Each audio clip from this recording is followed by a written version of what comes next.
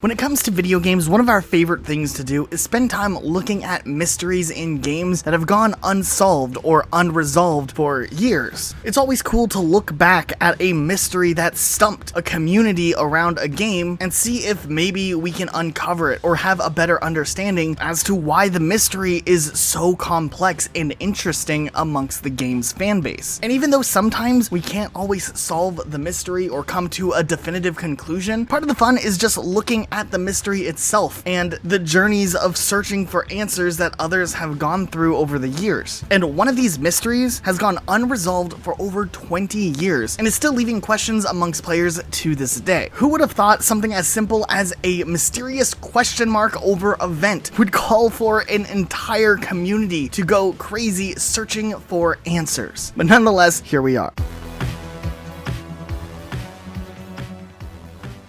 So Perfect Dark is one of my personal favorite retro first-person shooter games. It was released as a spiritual sequel to GoldenEye on the Nintendo 64, and it actually came out just a year before Halo revolutionized the FPS genre. But Perfect Dark was actually really ahead of its time. It had some great gameplay, really unique world building and storytelling, and of course a ton of secrets to uncover around every turn. Okay, but what's this mysterious question mark doing in Perfect Dark? On the multiplayer level warehouse, there's a raised walkway that has a ventilation system that you can actually crouch and walk into and walk around and also fight people if you're playing in a multiplayer game. However, if you look up at the ventilations on the ceiling, you'll notice a hatch covering another vent system that is inaccessible within the level itself. Upon closer speculation, you'll actually find that there is this odd looking ammo box that you can see through the openings of the hatch, and of course this mysterious question mark type shape covering this object. Now obviously fans who played Perfect Dark back in the day and noticed this all the way back in 2000, and even it talked about it on the forums, you know, back before the days of things like Discord. We talked on forums. It's kind of a archaic term, I guess, but hey, that's what we used. That's how we communicated. I was only 5 years old back when Perfect Dark first came out, but I do remember a few years later when I was old enough to access the internet, reading up on this mystery and just seeing how people went absolutely crazy trying to figure out what was going on with this question mark vent. And honestly, to put it simply, on the level warehouse, this question mark vent is just all there is. There doesn't seem to be anything more than this weird vent covering that has a question mark on it and a mysterious ammo box that looks different than any other ammo box featured in Perfect Dark. Now at first glance, a lot of players just simply wrote this off as perhaps a missed texture or something weird when they were developing the map, that maybe there wasn't a texture asset there and a question mark placeholder was loaded in for that spot instead. It was a pretty solid theory until Nintendo's official publication actually was the main source of evidence to completely discredit that theory altogether, because back in the day of official video game strategy guides, Perfect Dark also had one release alongside it, and if you go to page 169, you get an in-depth look of the level warehouse, an overhead map view of the level, and little tips and tricks along the way. And of course, this mysterious question mark vent makes an appearance in this strategy guide, even pointing it out to even more players who might not have even noticed it on a regular playthrough. And of course, this added more fuel to the speculation, elevating this from maybe an odd glitch or weird nuance to a full-blown Easter egg that needed to be uncovered. The strategy guide went on to say, in this central area of the shafts, you can drop down to the first level. It's a great place to drop down and launch a surprise attack. But if you're feeling like a bit of dirty pool, just chuck some grenades or end bombs down there for fun. You might also look up at the ammo box behind the question mark grate. Pretty suspicious, eh? They just straight out put a giant arrow like a YouTube thumbnail pointing right at this question mark, getting players more invested and more interested in trying to figure out what this mysterious ammo box and what this question mark could possibly mean in the greater context of all of Perfect Dark. Now, of course, fan theories kind of ran rampant when players started to realize this was an intentional thing. Some people speculating it was an all-new weapon that was a one-hit kill gun, or the golden gun from GoldenEye. Others claimed it would give access to a brand new campaign level that was not a part of the main game or discovered yet. And of course, that one had to be accurate because everyone's uncle worked at Nintendo and could tell them the truth. But as far as actual discoveries would go, it seemed like there was always more questions than answers. Matter of fact, this caused more players to start looking into every detail behind behind Perfect Dark to try to find everything that this game had hidden behind its apparent surface. And while this question mark became one of the first big mysteries in the Perfect Dark community, more and more things started to come up that just didn't quite sit well or didn't quite make any sense. We wouldn't get answers to them for years to come. Nonetheless, the search was on. Fans started looking all over for answers to these questions, looking at other multiplayer maps along the way. Sewers was one multiplayer map that kept popping up in discussions. There was these odd inaccessible ladders and other ammo crates that you couldn't actually get to. Also on the level Felicity, which is a remake of GoldenEye's level Factory, players focused in on this level because there's vents. It really didn't seem like there was too much going on, but hey, there was more vents and people had to look into them. Things actually got more interesting when players started using the sandbox in Perfect Dark to their advantage. For instance, one of the weapons gives you access to a makeshift X-ray scope and you can see beyond some walls. So all of a sudden, Felicity actually became a prime candidate for suspicion just because of the fact it looks like the ventilation system was built way out further than anything remotely close to what players could access. Even going back to Warehouse and looking at the question mark itself, it did look like there was some sort of room that could potentially be accessible if there was a way to manage to get up there in the first place. But then things get even a bit weirder. On the first level of Perfect Dark, if you're playing on the Perfect Dark difficulty, one of the things you have to do is go and meet with Cassandra DeVries. She's a bit snooty, a little rude, not the nicest personality, but if you give her a good old punch, she drops a necklace that apparently has information on the necklace, which is some sort of key used to unlock something, and we get the description on the item menu saying that it stops working if DeVries is killed. Now, way later on in the game, if you get to the level Attack Ship, there's a point where Cassandra DeVries sacrifices herself so that Joanna Dark can go on and get some revenge. And if you're on the Perfect Dark difficulty, once again, she will drop a replacement necklace, but this time when you hold the item, it gives you a username and password, unlike the first time. Now, the username is CDV780322, and the password appears to be I am Ozymandias with 8s kind of injected in there. This starts to lead down a pretty large Perfect Dark rabbit hole, but to summarize the main gists of what some of the speculation kind of led to is the fact that in general, Perfect Dark mixes the idea of the supernatural extraterrestrial elements with a lot of ancient human history together. It's not so much in your face, but you see themes of it amongst a playthrough of either the main game or even Perfect Dark Zero. There's definitely some sort of connection between the science fiction extraterrestrial and the ancient humans that once lived on Earth. For instance, even one of the classes of aliens are called Mayans. Now, interestingly enough, Ozymandias is actually the Greek name for the Egyptian pharaoh Ramses II. And almost more famously, a poem was written in 1818 by Percy Shelley, which was a sonnet that expressed the fate of history and how empires are built and destroyed and legacies evaporate and are forgotten. There's a ton of imageries of a desert with the remains of leftover stone, alluding to the remnants of a once great civilization. And personally, I think it's a really interesting allusion and even foreshadowing to the final level of Perfect Dark, where you're at the Skeeter ruins directly, the main antagonistic alien ruins. But as you can suspect, something as complex and in-depth as this weird username and password being featured definitely led to a ton of fans speculating that this could be some sort of connection back to the question mark on Warehouse. To make it even more confusing, there was another set of username and password later on discovered, which could only be acquired when reaching the rank of Perfect 1 in the Combat Simulator multiplayer game mode. And once you do that, it shows up in your player stats, with the username this time being Entropic Decay and the password being 0 Tau, with Entropic Decay likely being a reference to the physics term, which measures something like stored heat that is usable or something like that. At the very least, it's typically associated with the heat death of the universe, or at least something along those lines. Maybe something that ties into the new Perfect Dark game. And Tau Zero is actually a science fiction novel written by author Paul Anderson. So despite fans going all over the place trying to figure out where these passwords and usernames could connect, and trying to see if maybe there was a hidden terminal on Warehouse that players would be able to enter these username and passwords to gain access to a secret area, it seemed like it was mostly in vain. And it would later turn out that there was, in fact, some sort of massive Easter egg that was supposed to involved these username and passwords, but it was beyond just the Perfect Dark game itself. Before the release of the game, there were two sites that were built for marketing purposes, CarringtonInstitute.com and Datadyne.com. Both of these are two of the major factions in Perfect Dark, and both of them had a login section where you were supposed to enter your username and password. However, when entering your username and passwords from either of these two Easter eggs, neither of them worked at all. So of course, fans thought that maybe there was some more mysteries that hadn't quite been solved just yet, and maybe things were even more complex than it initially looked like. Though this actually also discouraged some fans into thinking that it is possible that maybe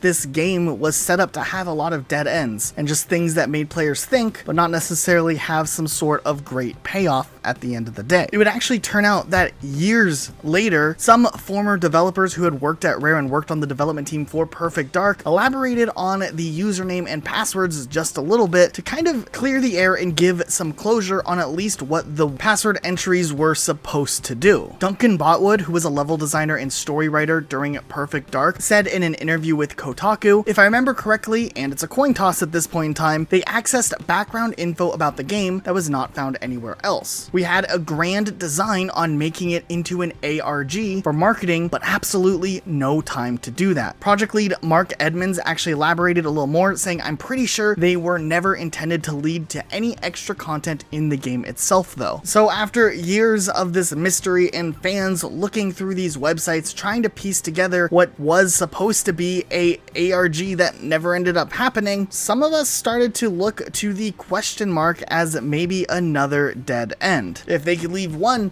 giant massive Easter egg in the game that would never get resolved, it's very possible other Easter eggs or other inaccessible areas may have been cut in the later end of development before any actual meaningful secrets could be fully realized. But finally, after years, we finally got an answer directly resolving the mystery of the question mark on Warehouse. Rare Gamer apparently did an interview with some former members who worked on Perfect Dark, and they actually elaborated just a little bit on what this possibly could have been on Warehouse. And in the interview, they pretty much just said that it was a graphical oddity put into the level solely for player bafflement. It has no function outside of the obvious one, making people ask what they are there for. Okay, maybe that's not really the answer that anyone was looking for, and this actually kind of, if anything, fueled the mystery even more that maybe there is, in fact, something out there. And players have used Game Shark cheats to moon jump inside of the room to find that there's really nothing in there. Then the ammo box itself isn't actually an item, it's a part of the map build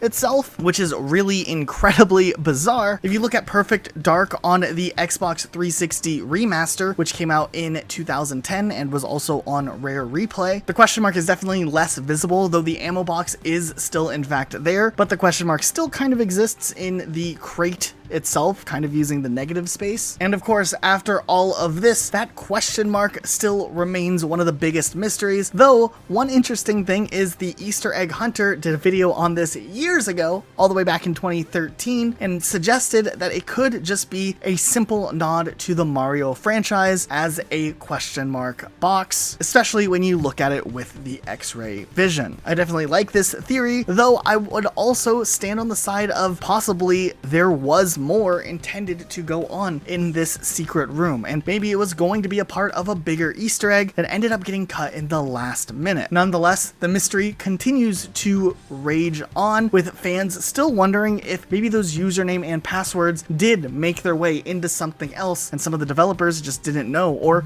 never actually got to see it fleshed out. But nonetheless, with a new Perfect Dark game on the horizon, we're incredibly optimistic that maybe we'll see more mysteries like this one included in that game in the future. But if you liked this video and you want to see more video game mysteries explored, resolved, or in cases like this, kind of left off on a weird, unsettling note, make sure you guys are subscribed to Rocket Sloth. Also join our Discord if you want to join the conversation and try to find a solution. But otherwise, that's it for today. We'll see you all next time with a brand new video.